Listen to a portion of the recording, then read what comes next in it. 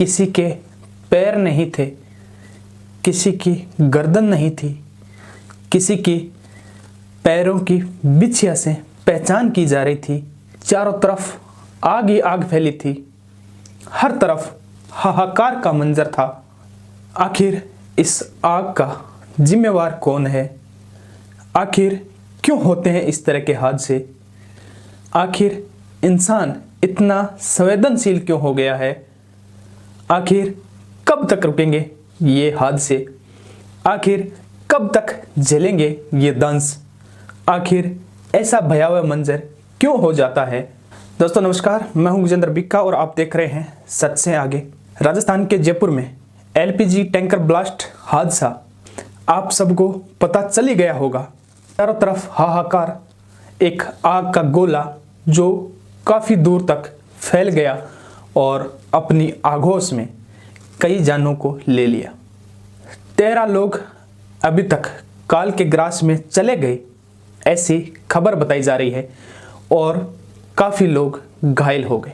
दोस्तों, आग की अगर एक चिंगारी भी अपने शरीर पर लग जाती है तो कितना असहनीय होता होगा।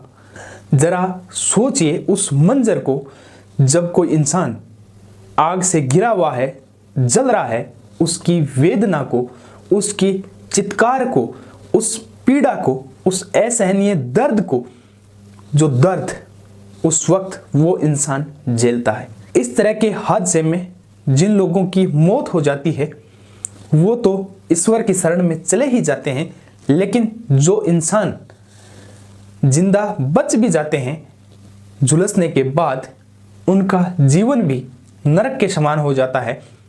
उनके जीवन पर जिंदगी भर ये पत्थर रहता है और असहनीय पीड़ा से भी गुजरता है। दोस्तों, ये हादसा कुछ लोग संयोग कहेंगे, कुछ लोग इसे ईश्वरीय कहेंगे, कुछ लोग मानवीय भूल कहेंगे, कुछ लोग मानवीय लापरवाही कहेंगे। जितने मुंह उतनी जुबान, जितने लोग उतनी तरह की बातें। लेकिन आखिर सवाल यही पैदा होता है कि इस तरह के हादसे क्यों होते हैं? आखिर इस तरह के हादसों को रोकने का क्या उपाय हो सकता है?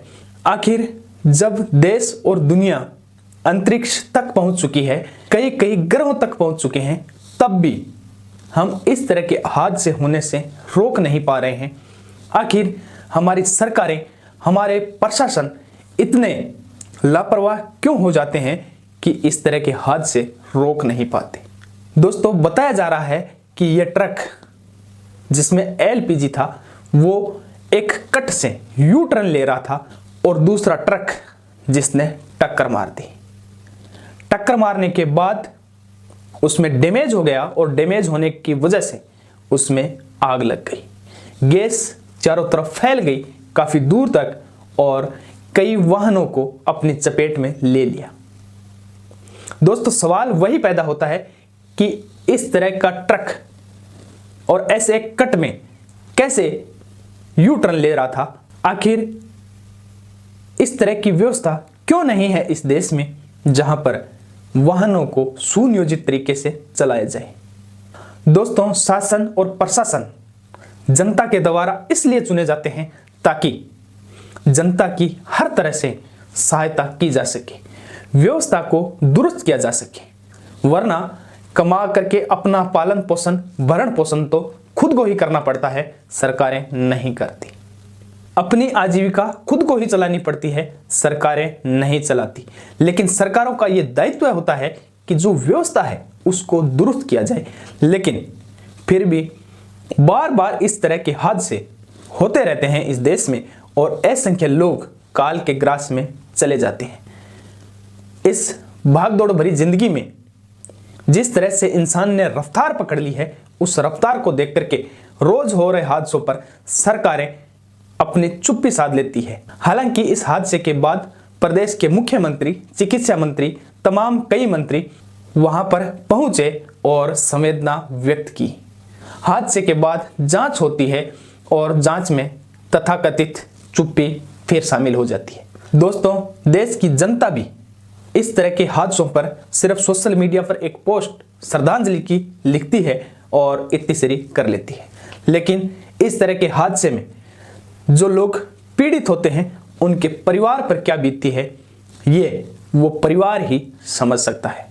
दोस्तों, इस तरह के हादसों को रोकने का क्या उपाय होना चाहिए और इस तरह के हादसों में जो लापरवाह है, जिनकी गलती होती है, चाहे वो सरकार हो, शासन प्रशासन हो, या इस तरह की व्यवस्था कायम रखने में जिन लोगों ने कमी रखी है, उनको क्या सजा होना चाहिए, आप हमें कमेंट करके जरूर बताएं। और ये जरूर बताएं कि इस तरह के हादसों को किस तरह से शासन प्रशासन रोक सकता है। अगर हमारा वीडियो फेसबुक पे देख रहे हैं तो आईडी को फॉलो करें, और अगर आप यूट्यूब पे देख रहे हैं तो चैनल को सब्सक्राइब करें और वीडियो को ज़्यादा से ज़्यादा शेयर करें। जय हिंद, वंदे मातरम और पीड़ितों के प्रति गहरी संवेदना।